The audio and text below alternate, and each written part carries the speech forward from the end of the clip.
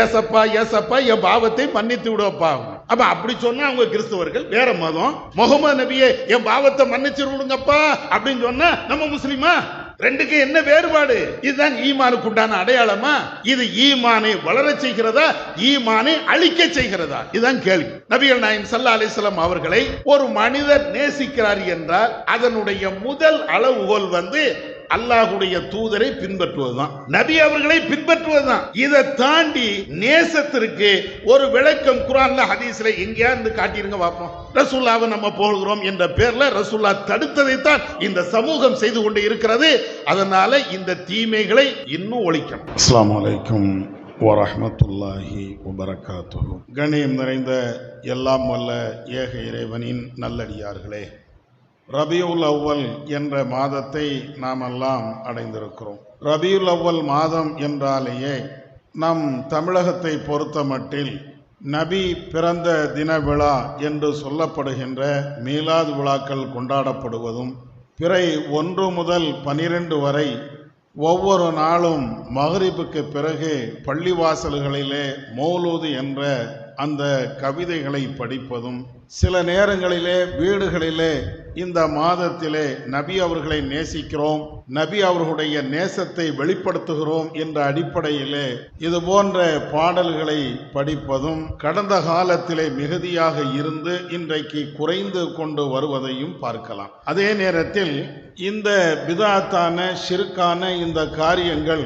ரபியுல் அவ்வல் மாதத்திலே முற்றிலும் ஒளிந்து போய்விடவில்லை என்பதை நாம் ஒவ்வொருவருமே அறிந்து வைத்திருக்கிறோம். ஒரு நேரத்திலே இதற்காக வேண்டிய மிகப்பெரிய முஸ்தீபுகள் நம்முடைய சமுதாயம் எடுத்து இருந்தாலும் இந்த நேரத்திலே அவ்வளவு முஸ்தீபுகள் எடுக்காமல் ஏனோ தானோ என்ற நிலையில இந்த மௌலூதுகளையும் மீலாது விழாக்களையும் கொண்டாடுவதை பார்க்கலாம். இந்த மௌலூது என்பதும் மீலாது விழாக்கள் என்பதும் இஸ்லாமிய சமூகத்தில் எப்படி வந்தது என்பதை தெரிந்து கொள்வதற்கு முன்னால் இதை ஓதக்கூடியவர்கள் அல்லது இதை ஆதரிக்கக்கூடியவர்கள் என்ன சொல்கிறார்கள்? தௌஹீதுவாதிகளை பொறுத்த மட்டில் இது பிதாத்து ஷிர்கு என்ற வாதங்களை வைப்போம்.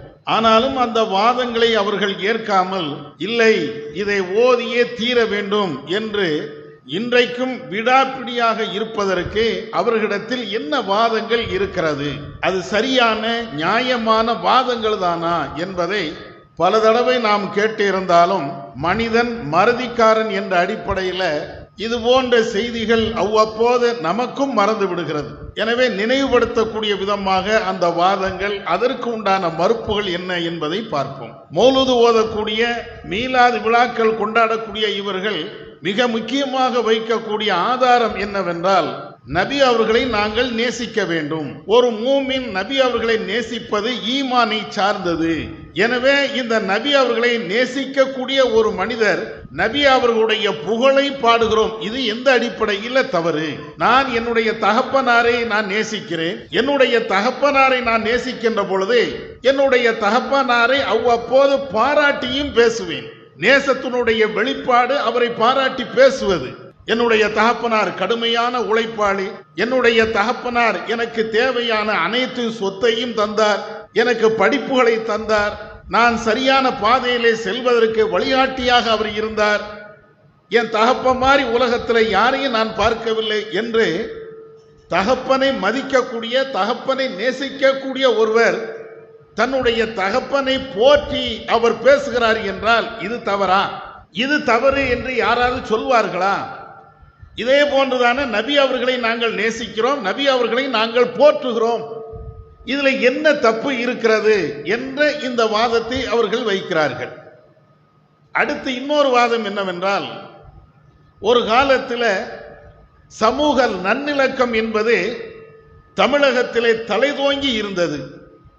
அதற்கு முன்னோட்டமாக சமூக நல்லெண்ணத்திற்கு பாதை அமைக்கக்கூடிய ஒரு வழிமுறை என்ன என்றால் இந்த மீலாது விழாக்கள் கொண்டாடுவதுதான். ஒவ்வொரு பகுதிகளிலையும் மீலாது விழாக்கள் கொண்டாடுகின்ற பொழுது பிற மத தலைவர்கள், அரசியல் தலைவர்கள், ஆன்மீக தலைவர்கள் எல்லாருமே அங்கே சங்கமிப்பார்கள். இறை தூதரை பற்றி அவர்கள் போற்றி புகழ்வார்கள். எந்த அளவுக்கு ஒரு காலத்தில் மீலாது விழாக்கள் நடந்தது என்றால் கடவுளே இல்லை, கடவுளை கற்பிப்பவன் முட்டாள் என்று சொன்ன பெரியாரெல்லாம் அங்கே வந்து பேசி இருக்கிறார்கள். பேரறிஞர் அண்ணா அங்கே வந்து பேசியிருக்கிறார். கருணாநிதி போன்றவர்கள் பேசி இருக்கிறார்கள்.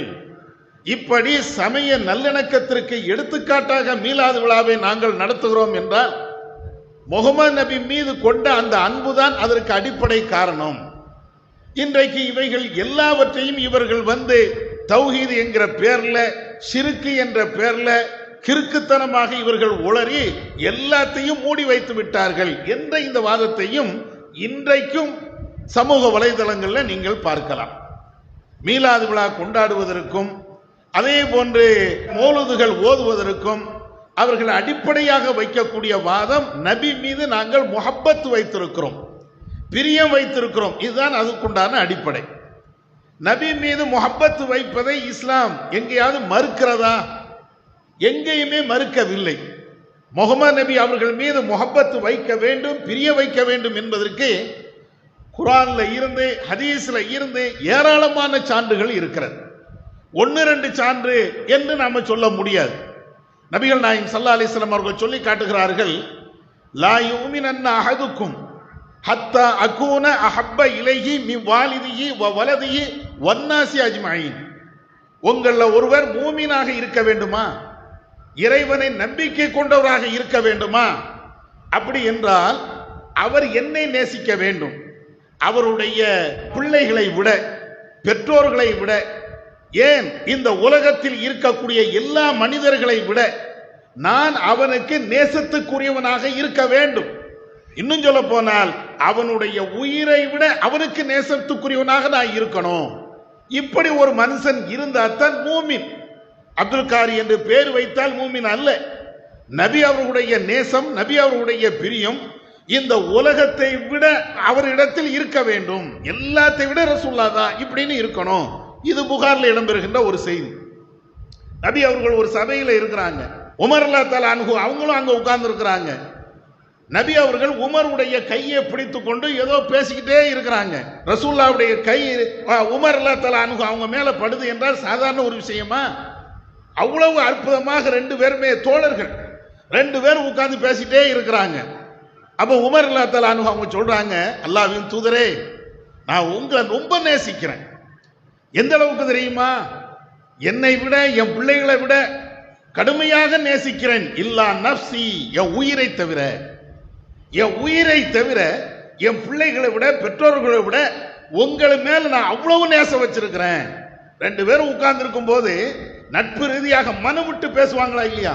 அந்த மாதிரி இப்படி பேசும்போது ரசூலுல்லாஹ் சொல்றாங்க, இல்லையா உமர், இன்னும் நீங்க முழுமையாக ஈமான் கொள்ளல. எப்ப நீங்க முழுமையா ஈமான் கொள்வது தெரியுமா? உங்களுடைய உயிரை விட என்ன நீங்க நேசிக்கணும்.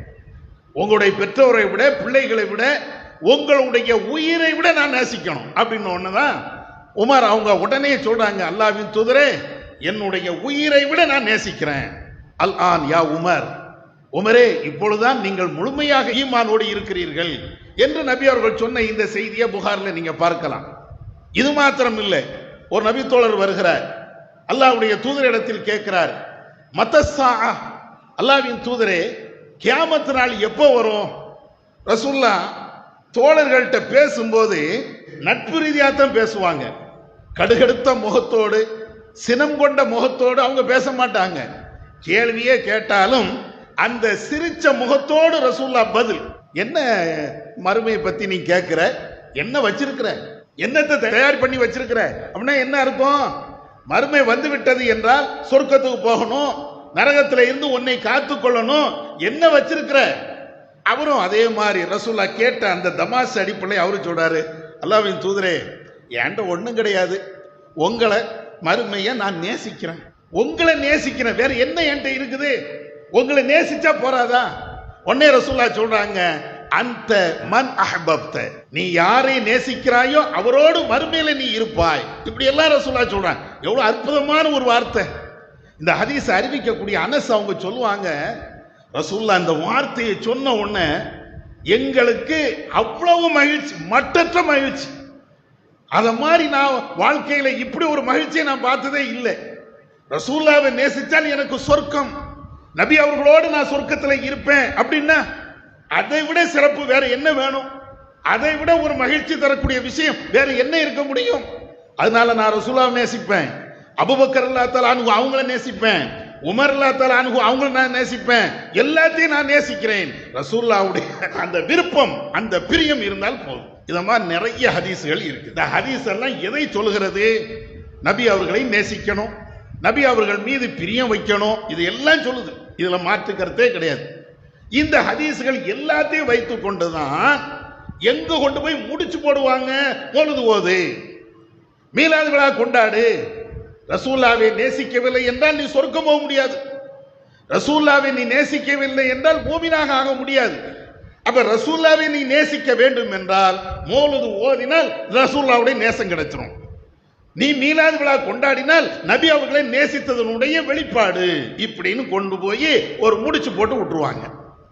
நம்ம ஆட்கள் இதைத்தான் பார்த்துக்கிட்டு தான், என்னடா இது கரெக்டா தானே பேசுறாங்க, மௌலிது என்ன நம்ம தகப்பனாரை புகழ்ற மாதிரி, தாயை புகழ்ற மாதிரி, அண்ணன் தம்பியை புகழ்ற மாதிரி, நண்பர்களை புகழ்ற மாதிரி இவங்களை எல்லாம் புகழ்வது கூடும் என்றால் அல்லாஹ்வுடைய தூதரை, என் உயிரை விட நேசிக்கக்கூடிய இறை தூதரை நான் புகழ வேண்டாமா?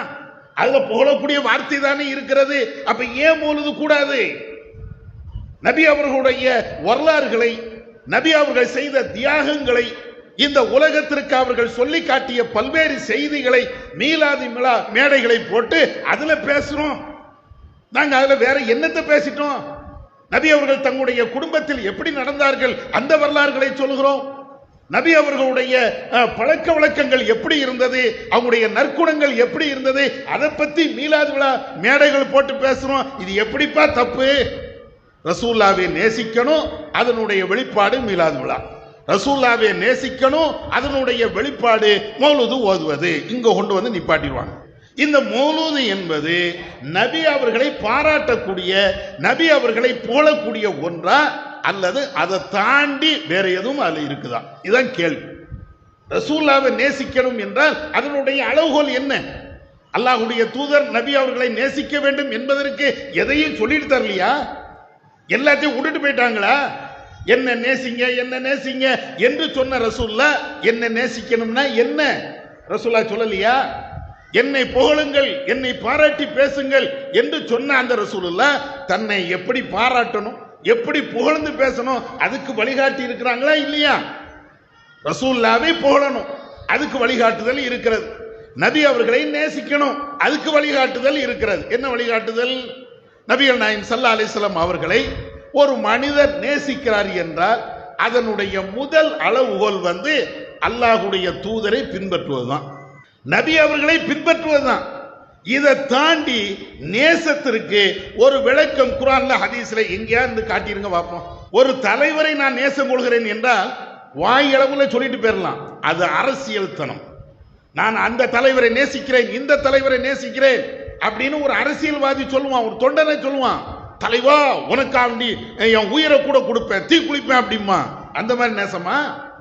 ரசூலுல்லாஹ்வை நேசிக்கிறோம் என்றால் நபி அவர்களை ஆரம்பத்தில் இருந்து கடைசி வரையும் பின்பற்றணும். அல்லாஹ் குர்ஆன்ல பல்வேறு இடங்களில் இதை சொல்லி காட்டுகிறான்.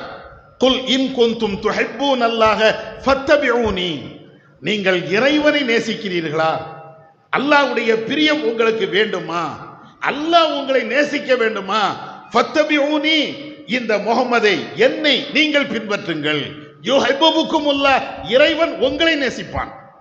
இறைவனுடைய பிரியம் ஒரு மனுஷனுக்கு வேணும் அப்படின்னா அதற்கு அளவுகோலை இறைவன் சொல்லக்கூடிய ஒரு செய்தி என்ன தெரியுமா? ரசூலுல்லாஹ்வை பின்பற்றினாலேயே இறைவனுடைய நேசம் உனக்கு கிடைக்கும். அல்லாஹ்வே நம்மளை நேசிக்கிறதா இருந்தா, ரஹ்மான் நம்மளை பிரியப்படுவதா இருந்தா, இதை விட வேற என்னங்க வேணும்? இறைவன் நேசிக்கிறான் என்றால் நபி அவர்களை பின்பற்றணும். எவ்வளவு தெளிவா இருக்கிறது. நபிகள் நாயகம் ஸல்லல்லாஹு அலைஹி வஸல்லம் அவர்கள் இன்னொரு இடத்துல அழகா சொல்லி தராங்க. மன் அமில அமலன் லைஸ அலைஹி அம்ருனா ஃபஹுவ ரத்துன். என்ன நீங்க பின்பற்றணும், என்னை பின்பற்றாம நான் காட்டி தராத வழியை நீங்கள் விட்டு விட்டு நீங்களாக ஒன்றை இபாதத்து என்று வணக்கம் என்று செய்வீர்கள் என்றால் அது நாளை மறுமையிலே நிராகரிக்கப்படும். சஹீஹ் முஸ்லிம்ல இடம்பெறுகின்ற ஒரு செய்தி. ரசூலுல்லாஹ் ஒன்றை கற்று தந்திருக்கிறாங்க. சுப்ஹானல்லாஹ், சொல்லுப்பா, நீ சொல்லிக்கிட்டே இருக்க வேண்டியதுதான். அல்ஹம்துலில்லாஹ் சொல்லு, சொல்லிக்கிட்டே இரு. அல்லாஹ் அக்பர் சொல்லு, சொல்லிக்கிட்டே இரு. இது நபி அவர்கள் கற்று தந்த திக்ரு. இப்படி ரசூல்லா சொல்லி தந்ததை நான் செய்வேன் என்றால் எனக்கு நேரடியான சொர்க்கம். நான் ரசூல்லா மேல நான் நேசிக்கிறேன், அதனுடைய வெளிப்பாடு. நபி அவர்கள் ஒன்றை கற்றுத்தராத ஒன்றை நான் செய்வேன் என்றால் அது ரசூல்லாவை நான் நேசிக்கிறேன் அப்படின்னு அர்த்தம் இல்லை. நபி அவர்களை நான் புகழ்கிறேன் அப்படின்னு அர்த்தம் இல்லை. நபி அவர்கள் கற்றுத்தராத ஒன்றை நான் செய்கின்ற பொழுதே அது மறுமையிலே தூக்கி எறியப்படும். ரசூல்லா இவ்வளவு தெளிவா சொல்லி தந்தாங்க. அப்ப நபி அவர்களை பின்பற்றுவது, நபி அவர்களை நேசிப்பது, இதுதான் ரசூல்லாவை பின்பற்றுவதுதான் அதனுடைய அர்த்தம்.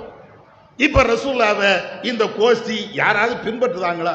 எத்தனை விஷயத்துல பின்பற்றுதாங்க? ரசூல்லாவை நேசிக்கணும். இந்த மௌலிதுக்கு மட்டும்தான் இது வந்து நிற்கும். மீலாது விழாவுக்கு மட்டும்தான் ரசூல்லாவை நேசிக்கிறோம், ரசூல்லாவை நேசிக்கிறோம்.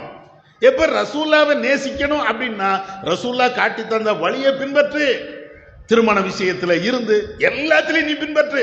தொழுகின்ற தொழுகையில இருந்து எல்லாத்தையும் ரசூல்லாவுடைய முன்மாதிரி நீ காட்டு. நீ எதனால் நீ செய். இறந்தவர்களுக்கு பாத்தியா ஓதுறியா? ஆமா, எங்களுடைய ரசூல்லா பாத்தியா ஓதுனாங்க, நான் ஓதுகிறேன் அப்படின்னு சொல்லு. நான் வந்து அல்லாஹுமா அல்லி பைனவுமா ஓதுகிறேன், ஏன் ரசூல்லா சொன்னாங்க நான் செஞ்சேன் சொல்லு. வரதட்சணை வாங்குறியா? ஆமாப்பா ரசூல்லாவே வரதட்சணை வாங்கினாங்க, அதனால நான் வாங்கினேன் சொல்லு. அப்ப எல்லா விஷயத்திலையும் நபி அவர்கள் கற்றுத்தந்தார்கள், நபி அவர்கள் கற்றுத்தந்தார்கள் அப்படின்னு நீ ஒன்ன சொன்னீன்னா ரசூல்லாவுடைய நேசம், ரசூல்லாவை நான் உண்மையிலேயே பிரியப்படுகிறேன், அதனுடைய யதார்த்த வாழ்க்கையை நான் வாழ்றேன். வருஷத்துக்கு ஒரு இந்த மௌலித ஓதுனா எல்லாமே சரியாயிருமா? சரி. அடுத்து ரெண்டாவது ரசூல்லாவை நேசிப்பது அப்படின்னா அவங்களை முழுக்க முழுக்க பின்பற்றுவதுதான். அடுத்து இன்னொன்னு என்ன? நபி அவர்களை பாராட்டலாம், தப்பே கிடையாது. நபி அவர்கள் மிகப்பெரிய வீரர், அவங்கள மாதிரி ஒரு வீரரை உலகத்துல பார்க்க முடியாது. அவ்வளவு அற்புதமான ஒரு வீரர். அதை நீ சொல்லு, ரசூல்லாவை இப்படி பாராட்டு. நபி அவர்கள் தங்களுடைய மனைவிமார்களிடத்துல நல்ல ஒரு கணவனாக இருந்தார்கள் சொல்லு. ஏராளமான ஹதீஸ்கள் இருக்கிறது. நபி அவர்கள் பிள்ளைகளுக்கு, பெண் பிள்ளைகளுக்கு அழகான தகப்பனாக வாழ்ந்தார்கள், அதை சொல்லு. ஏராளமான ஹதீஸ்கள் இருக்கிறது, ஒவ்வொன்றுக்கும் இருக்குது. ஆட்சி தலைவராக நபி அவர்கள் இருந்தார்கள், அவர்களுடைய ஆட்சியில வாழ்ந்த மக்களுடைய நிலையை நீங்க பாருங்க. யாரும் துன்பப்பட மாட்டான், யாரும் கஷ்டப்பட மாட்டான். அப்படியே ஒரு கஷ்டம் வந்தாலும் நபி அவர்கள் அவனுக்கு தோளோடு தோள் நிற்பார்கள். இத மாதிரி அவங்களுடைய ஆட்சி இருந்தது. ஏராளமான செய்திகள் இருக்குது நபி அவர்களை புகழ்வதற்கு, நபி அவர்களை போற்றுவதற்கு. அதே ரசூலுல்லாஹ் இன்னொன்னையும் சொல்லிட்டாங்க. என்ன சொன்னாங்க? லா தத்ருதுனி கமா அத்ரத்தின் நசாரா வல் யஹூத், யூத கிறிஸ்தவர்கள் ஈசா நபியை எப்படி வரம்பு மீறி புகழ்ந்தார்களோ அதே போன்று என்னை நீங்கள் புகழ்ந்து விடாதீர்கள். நேரடியாக. ஏன்? மனுஷன் வந்து ஒரு ஆள் மேல பிரிய வைத்து விட்டான் என்றால் ஆகோ ஓஹோ புகழுவான். இன்னைக்கு பாக்குறீங்களா இல்லையா? ஒரு முதலாளி இவருக்கு கூடுதலா சம்பளம் கொடுத்துட்டாருன்னு வைங்களேன். 1ஆம் தேதிக்கு முன்னால 25ஆம் தேதி அந்த சம்பளத்தை கொடுத்துட்டாரு, அல்லது போனஸ் கொஞ்சம் கூடுதலா கொடுத்துட்டாரு. என்ன வரதுக்கு வரோம், என் முதலாளி மாதிரி உண்டா, தங்க மாதிரி மனுஷன், அப்படி இப்படிமா. ஒரு 2 நாள் கழிச்சு கொடுத்தாச்சுன்னா அதே வாய் நேரடியா திட்டும். இதுதான் மனுஷன். ஒரு நல்லதை ஒருவர் செய்து விட்டார் என்றால் அப்படியே வானளாவிய புகழ்வது மனுஷனுடைய இயல்பு. இதை தெரிஞ்சுக்கிட்டு ரசூலா சொல்றாங்க, எப்பா என் மேல் நீங்க பிரிய வைக்கிறீங்க. இது நம்மளுக்கு கூட சொல்லல, சஹாபாக்களுக்கு சொன்னாங்க. உமர் போன்ற, அபூபக்கர் போன்ற, சஅத் இப்னு அபி வக்காஸ் போன்ற ஏராளமான நபித்தோழருக்கு ரசூல்லா நேரடியாக சொல்றாங்க, என் மேல பிரிய வச்சிருக்கிறீங்க. நம்மள மாதிரி பிரியம் கிடையாது சஹாபாக்கள். ரசூல்லாவை உயிரை விட நேசிக்கிறோம் என்றால் நிரூபிச்சு காட்டினவங்க. பத்ர் யுத்தத்துல, உஹது யுத்தத்துல தனக்கு பின்னால ரசூலாவை வச்சு, ரசூலாவை உன்னுடைய அம்பால் தாக்க வேண்டும் என்றால் என்னை தாக்கி விட்டு ரசூலாவை தாக்குனாங்க. சும்மா சொன்னதும் இல்ல, தன்னுடைய உடலை கொடுத்தாங்க. அப்படி அந்த அளவுக்கு நேசம் வச்சாங்களா இல்லையா?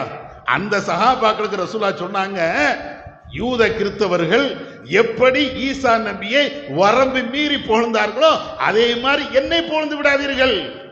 அப்ப உங்களை ரசூலா புகழும்னா ரசூலா அழகா சொல்றாங்க, என்னை புகழுமா அப்துல்லா என்று நீங்க சொல்லுங்க, அல்லாஹ்வுடைய அடிமை என்று நீங்க சொல்லுங்க, ரசூலுஹு அல்லாஹ்வுடைய தூதர் என்று சொல்லு. ரசூலாவை ஒருவன் போற்ற வேண்டும், புகழ வேண்டும், நல்ல வார்த்தையில ரசூலாவை பேச வேண்டும் என்றால் அப்துல்லா அல்லாஹ்வுடைய அடிமை என்று சொல்லு, அல்லாஹ்வுடைய தூதர் என்று சொல்லு. இதுதான் நீ புகழுவதற்காக வேண்டி பயன்படுத்த வேண்டிய வார்த்தை. நீங்க இந்த மௌலூத A to Z படிச்சு பாருங்க, அப்துல்லாங்கிற வார்த்தை எங்கேயாவது வருதா? அஸ்ஸலாமு அலைக்கும் அப்படின்னு ஆரம்பிக்கிறதுல இருந்து கடைசி வரையும் மௌலூதுடைய வரியை பாருங்க. அப்துல்லாஹி வ ரசூலுல்லாஹ் என்ன வார்த்தையை சொல்லி போலுனாங்களோ அந்த வார்த்தை மௌலூதுல எங்கேயா இருக்கா? அதுக்கு நேர் மாற்றமான வார்த்தை இருக்கும். அஸ்ஸலாமு அலைக்கும் யா மாஹி துனூபி, பாவங்களை எல்லாம் அழிக்கக்கூடியவரே உங்கள் மீது சாந்தி உண்டாகட்டும். கஃபிரு அன்னி துனூபி, என் பாவத்தை எல்லாம் மன்னித்து விடுங்கள் இருக்கா? ரசூலுல்லாஹ் எதை சொன்னார்களோ எதை தடுத்தார்களோ அதுதான் மௌலூத். புகழ்வதை ரசூலுல்லாஹ் தடுக்கல, ஆனா புகழ்வதற்கு ஒரு வரையறையை ரசூலுல்லாஹ் சொன்னாங்க. ஆனா இன்னைக்கு மௌலூத் என்பது புகழ்கிறோம் என்ற பேரில் நபி அவர்கள் எதை தடுத்தார்களோ அந்த வரையறையெல்லாம் தாண்டி இருக்கா இல்லையா? ஏன் மாஹிது பாவத்தை மன்னிக்கக்கூடிய ஆள் யாரு? இன்னும் சொல்ல போனால் எந்த அளவுக்கு வார்த்தைகள் வருது, யா நபி சலாம் அலைக்கும், யா ரசூல் சலாம் அலைக்கும். அதைத்தான் இன்றைக்கும் திருமண நிகழ்வுகள்ல அந்த சபையில அதையும் ஓதுவாங்க. எந்த சபையில ரசூலாவை புறக்கணிக்கப்படுகிறார்களோ, எந்த சபையில ரசூலா சொன்னதற்கு மாற்றமாக நடத்தப்படுகிறதோ அந்த சபையில போய் நம்ம ஆட்களும் உட்கார்ந்துவார். கேட்டா சொந்தமா ரசூலா அதைத்தானே குப்பைன்னாங்க, ரசூலா அதுதானே தவறுன்னாங்க. அப்ப அங்க போய் நின்றுகிட்டு நம்ம வரோம். யா நபி ஸல்லல்லாஹு அலைஹி வஸல்லம் என்ன இருக்கிறது? அதுல என்னுடைய பாவத்தை மன்னிக்க கூடியவரே, என்னுடைய பெரும்பாவங்களை எல்லாம் மன்னிக்க கூடியவரே. வதுனூபில் மூபிகாத், ரசூலுல்லாஹ் பெரும்பாவங்கள் என்று ஒரு லிஸ்டே போட்டாங்க. இத்தகு சபஅல் மூபிகாத், பெரும்பாவங்களை செஞ்சிராதீங்கப்பா, பெரும்பாவங்களை இருந்து விலகி இருக்குப்பா அப்படின்னாங்க. அது என்ன பெரும்பாவம்? இறைவனுக்கு இணை வைத்தல். ரசூலுல்லாஹ் சொல்லி தராங்க. வட்டி வாங்குதல், கொலை செய்தல், புறம் பேசுதல், இது எல்லாம் பெரும்பாவம். விபச்சாரம் பண்ணுதல், இது எல்லாம் பெரும்பாவம். இந்த பெரும்பாவத்தை செஞ்சிராத, அல்லாஹ்ட்ட நீ பெரிய குற்றவாளி, பாவியா நீ மாறிடுவ அப்படின்னாங்கல்ல. அந்த பாவத்தை எல்லாம் மன்னிக்க கூடியவர் யாருன்னா முகமது நபி. இதுதானே கிறிஸ்தவர்கள் இன்னைக்கும் பேசுறாங்க.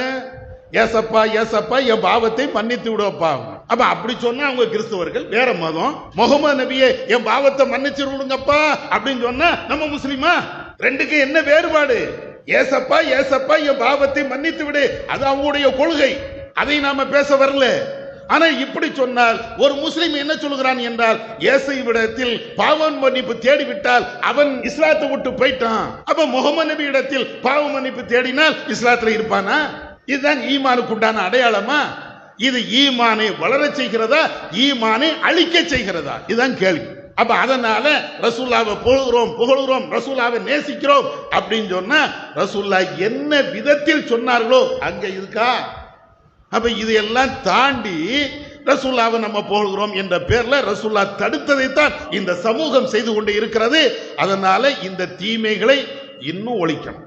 சில பேர் கேட்கலாம், என்ன அரைச்சமாவே அரைக்கிறீங்களே? அரைக்கத்தான் செய்வோம். மௌலூத திரும்ப திரும்ப பேசுறீங்களே? பேசத்தான் செய்வோம். ஏன் அவன் விட்டானா? கேட்டா நாங்க நடுநிலைவாதிங்க, மௌலூது தப்பு தான், இருந்தாலும் பேசிட்டே இருக்காதீங்க. என்னப்பா நீ தௌஹீத்வாதி? என்னப்பா? ஆமா தௌஹீத்வாதி தான், நாங்க நடுநிலையா போறோம்ல. என்ன நடுநிலை? அப்ப மௌலூது நாங்க பேசினால் அதை விட்டுறணும், அரைச்சமாவே அரைக்கிறது. அவன் 4000 வருஷம் அரைச்சமாவே அரைச்சிட்டு உட்கார்ந்துருக்கிறான, மௌலூது ஓதிட்டு இருக்கிறானே, அவன்கிட்ட போய் என்னைக்கா தப்புன்னு நீ சொன்னியா? இன்னைக்கும் ஓதிட்டு இருக்கிறானே, மௌலூது கூடுங்கிறானே, மௌலூதை அவன் வீட்டிலேயோ பள்ளிவாசலையோ ஓதுறானே, அவன்கிட்ட போய் அரைச்சமாயே அரைக்காத, மௌலூது ஓதுனதையே திரும்ப திரும்ப ஓதாத என்னைக்கா நீ சொல்லியிருக்கிறியா? நம்மள்கிட்ட வந்து நின்றுட்டு, எங்க தௌஹீத் ஆட்கள்கிட்ட வந்து நின்றுட்டு, அது மௌலூது கூடாதாங்க, ஒரே அதையே பேசிட்டு இருந்தா போர் அடிக்குமா இல்லையா? மௌலூது ஓதுறவனுக்கு போர் அடிக்கல, வருஷா வருஷம் ஓதுறான், அவனுக்கு போர் அடிக்க மாட்டேங்குது, நம்ம ஆட்களுக்கு போர் அடிக்குது. இந்த மாதிரி நடுநிலை வேஷம் போட்டு வரக்கூடிய எல்லாத்தையுமே ஈமான்ல பலவீனம் ஏற்பட்டுருச்சுன்னு அர்த்தம். தௌஹீதுல உறுதியா இருந்தால் பேசு, திரும்ப திரும்ப பேசு. அவன் மௌலூதை விடுகின்ற வரை, ஷிர்க்கை விடுகின்ற வரை, அனாச்சாரத்தை விடுகின்ற வரை, உன்னுடைய மூச்சு நிக்கிற வரை நீ பேசிக்கிட்டே இரு. இப்படிதான் வரணும். அதனால இந்த வாரம் மௌலூதா இருந்தாலும் அடுத்த வாரம் மௌலூது தான் பேசுவோம், எல்லா வாரமும் மௌலூது தான். அவன் விடுகின்ற வரை, இந்த மௌலூது ஒழிக்கிற வரையும் இது ஷிர்க் என்று பேசுவதுதான் ஒவ்வொரு தௌஹீத்வாதியுடைய வேலை. ஆண்களும் சரி பெண்களும் சரி உங்க குடும்பத்தில் பேசிட்டே இருங்க. இது ஷிர்க், இது ரசூலுல்லாஹ் தடுத்த ஒன்று, இது அநியாயம், நபி அவர்கள் அழிக்க சொன்ன ஒன்று, இஸ்லாமிய சமூகத்தில் வேறு பாதையில் வருகிறது என்பதை அழுத்தம் திருத்தமா பேசிட்டே இருக்கணும்.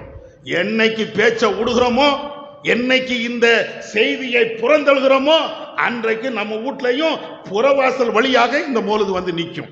அதனால பேசிக்கிட்டே இருங்க. நடுநிலை வேஷதாரிகள் சில பேர் நம்முடைய ஈமானை பதம் பார்க்கிறதுக்காக வேண்டி பேசுறாத, அது ரகசியமா பேசு, அல்லது ஒருக்க பேசு, 2 தடவை பேசுறாத, சரி சொல்லிட்டீல இப்பமாவது விடு அப்படிமா. இந்த வார்த்தைகள் அனைத்தும் நம்மளை நாசமாக்கக்கூடிய வார்த்தை. அதனால இந்த தீமைகள் ஒழிக்கப்பட வேண்டும். இந்த தீமைகள் நம்முடைய குடும்பத்தில் எங்கேயும் வந்துவிடக் கூடாது. இதுல கண்ணுங்கருத்துமாக இருப்போம். அல்லாஹ்வுடைய ரசூலை நேசிப்போம், மறுமையில ஜெயிப்போம். நபி அவர்கள் காட்டி தந்த வழியின் அடிப்படையில் வாழ்வோம். வல்லல்லாஹ் நம்ம கேட்டதன் அடிப்படையில் செயல்பட அவன் அருள் செய்வானாக. வாஹத்தவான் அல்ஹம்துலில்லாஹி ரப்பில் ஆலமீன். அல்லாஹு அக்பர், அல்லாஹு அக்பர்.